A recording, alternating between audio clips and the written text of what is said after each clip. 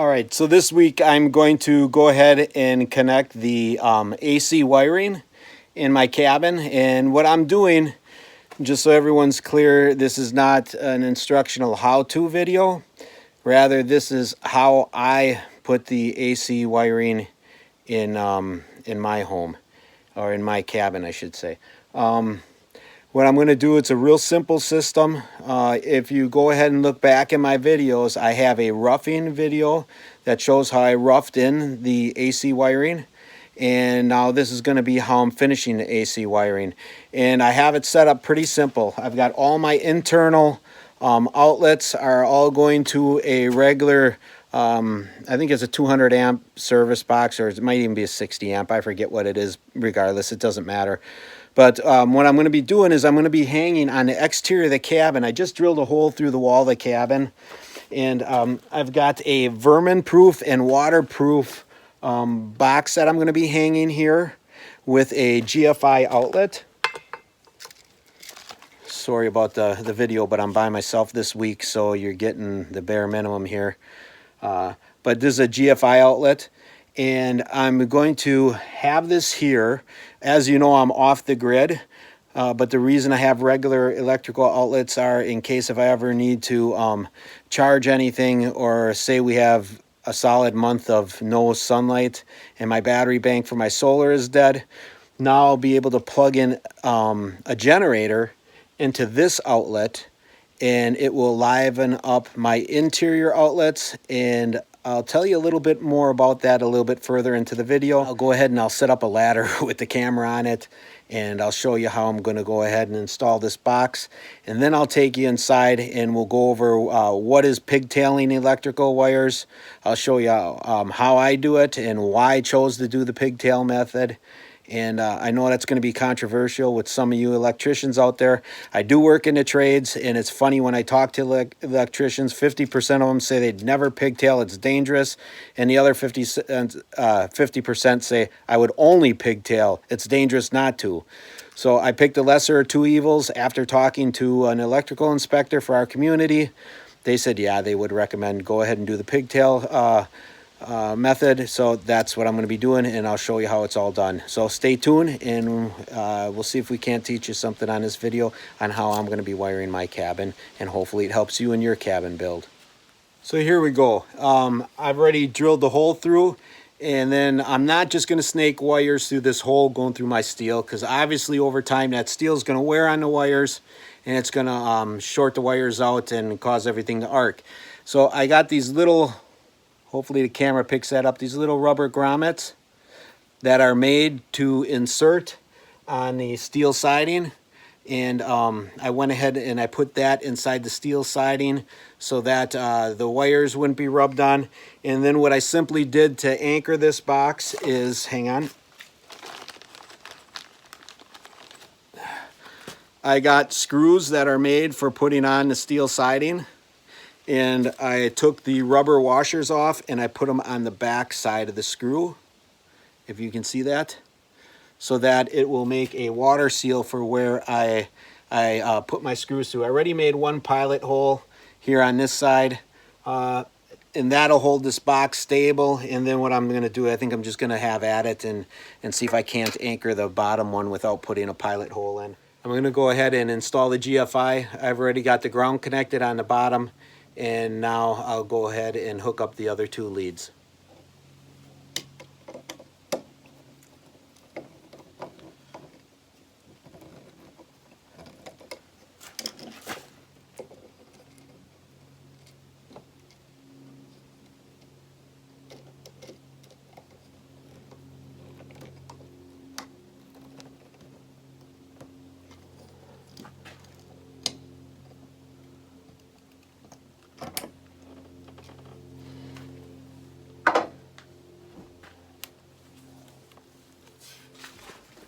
All right, so we have the GFIs mounted in the box, and right now we are just going to go ahead and secure a vermin-proof cap. And this cap is also waterproof, so that I won't have to worry about any of the melt off from the snow or any of the rain going ahead and getting inside here. And then it also does have a lock on it as well. In this case, nobody can steal power from me because this is only going to be used for my generator. So I'm not going to act like an electrician because I'm not. But I've done enough wiring of my own stuff around my home and other properties that I owned. And so I'm going to tell you how I pigtail an outlet. And I'm sure there may be some of you that think that I'm doing this wrong, but to each their own. This is the way I'm doing my cabin. Now, when I picked up my outlets, you can see there's a, let's call it a silver side, a ground, and a gold side. So the way that I pigtail is I will take the 2 white wires. You can see I got 1 wire that goes back to the fuse panel, or breaker board, I should say, breaker panel. And then this other wire that is here continues on and feeds the next outlet further down the stream. The advantage to pigtailing is what we'll do is we'll tie the 2 whites together, tie the 2 blacks together, and then I'll put in a separate white and black line while I'm tying that all together. And I'll have that single white and black line go to the outlet itself. The white I'll always do to the silver. The black I'll always do, I did that backwards, I can't see, I don't have my reading glasses on. The white always goes to the silver screws, and then the gold always gets the black. And that's just the way that I was taught, that's the way that I always do it. And the reason why it's essential to tie these together and then have this so-called pigtail coming out to actually tie to the outlet is because if you don't do this, and this outlet blows, or this little thing burns up, or whatever it does, and it's no good anymore, with the pigtail in there, the next outlet will still work. If you don't do that, if you just go ahead, and this is also a correct way of doing it, it's just not the way I choose to do it. If you take your gold here and you tie it into the, or your black and tie it into the gold, and you take this black and tie it into the gold, and then you can take this white and tie it into the silver, and take this other white and tie it into the silver, that's correct too. It's just, I was taught to do it the pigtail method, because if you tie it in this method and this goes bad, all the outlets down the chain are going to go out. And then you play, okay, which outlet is bad, and you're just going to have to, by process of elimination, go to each single outlet and try to diagnose which one went bad. So I'm going to quick tie this together. I'm not going to record me tying it together, but I will show you what it looks like once it's tied together, because my fingers are just simply too fat and I won't be able to catch it on camera. So what I'll do is I'll tie it together, and then I'll record it with the camera up close so that you can see how it's supposed to look. Here's what I was referring to. You can see I've got the 3 wire nuts here. I have the 2 white wires tied into this wire nut with the 3rd wire coming off, or the pigtail. I did the same with the black wires.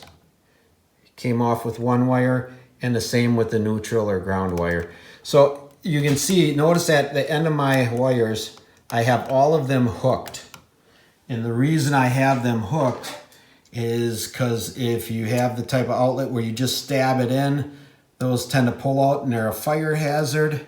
With the hooked ones, I can put it around these screws, tighten the screws, and I know that it's not going to come loose. So I'm going to go ahead and tie that all in together, and then I'll go ahead and screw this outlet into the box itself, and I'll show you at that process when I'm done with that process. So here's the silver side. I'm going to go ahead and connect the white wire to the silver side.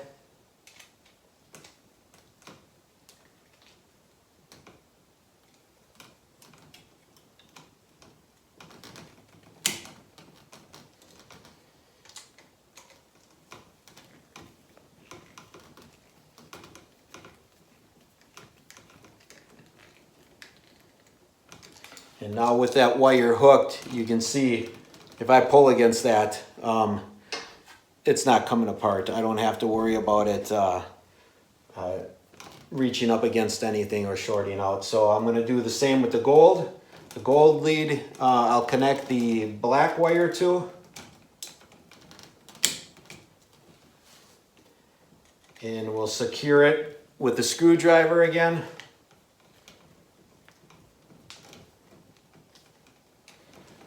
That side's in. And lastly, we have the copper wire, which I'm going to tie in to the green screw down here.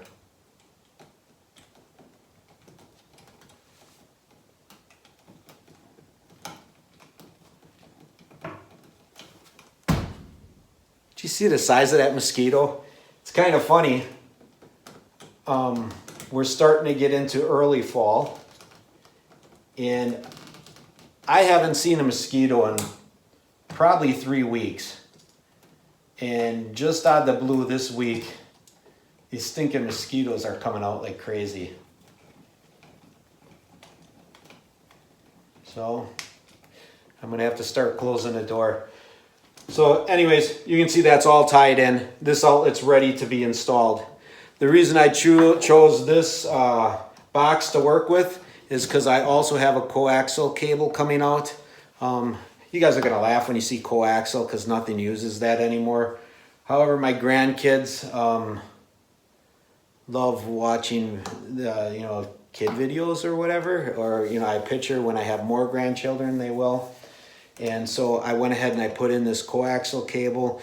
The other end of it comes out at an area where I'm going to put a shelf where we'll have like a Blu-ray player or something like that there. So I'll go ahead and I'll finish tucking this all inside the box, and I'll connect this to the appropriate outlet that I have, and then we'll go ahead and put the faceplate on it and we're done.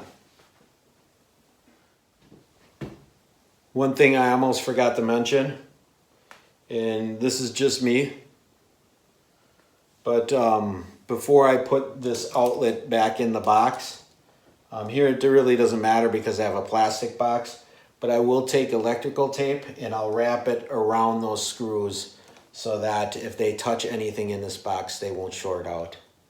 Here goes another big mosquito.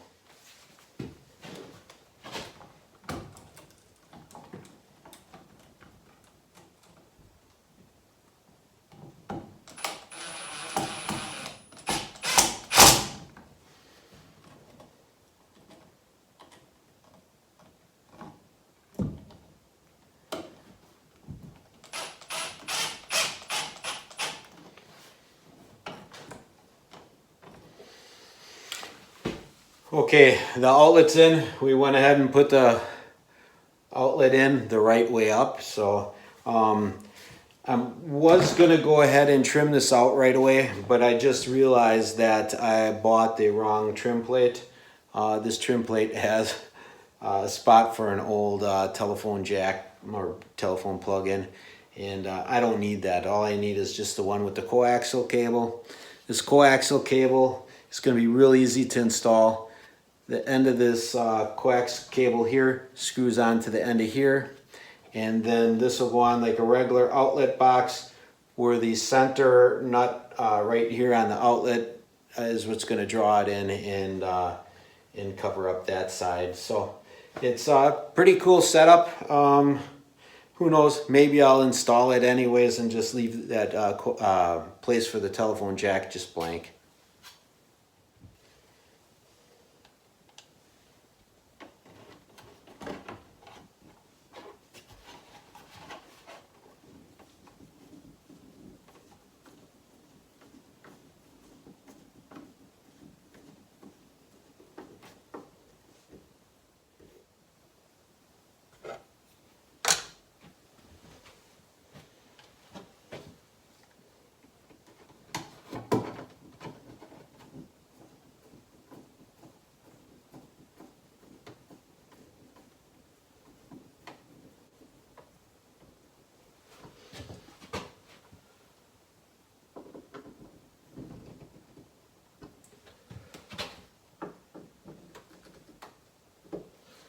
Yeah, it's kind of a nice clean finish now. All right, folks, easy enough. You saw how I went ahead and trimmed out the AC outlets. That's going to complete this part of the AC video. And don't forget, if you wanted to see how I roughed it in, go back in my past videos and you can see how I did rough. And this is just the finish. I'm going to go ahead and turn this camera off because I'm way behind. You can see it's already starting to get dark outside. And I want to get this done before I leave for the rest of the week. And so I'm going to end the video here. I'd like to thank you for watching the video. I appreciate you guys' support. And if you haven't subscribed yet, make sure that you subscribe. It doesn't cost you anything. All that subscribing does is it ensures that you get notifications for when my next video comes out. And speaking of notifications, next to the word subscribe, there's also a bell. If you click the bell that has the word all next to it, every time I send out a video, it'll notify you and you'll get videos for every video that comes out. Be careful, if you hit the none button, then you'll never know when I send your video, send a new video out. So I'm tired. I'm starting to really fumble on my words. It's getting late at night. I'm going to wrap this up and get some sleep, and we'll catch you next week on Carl's Off the Grid.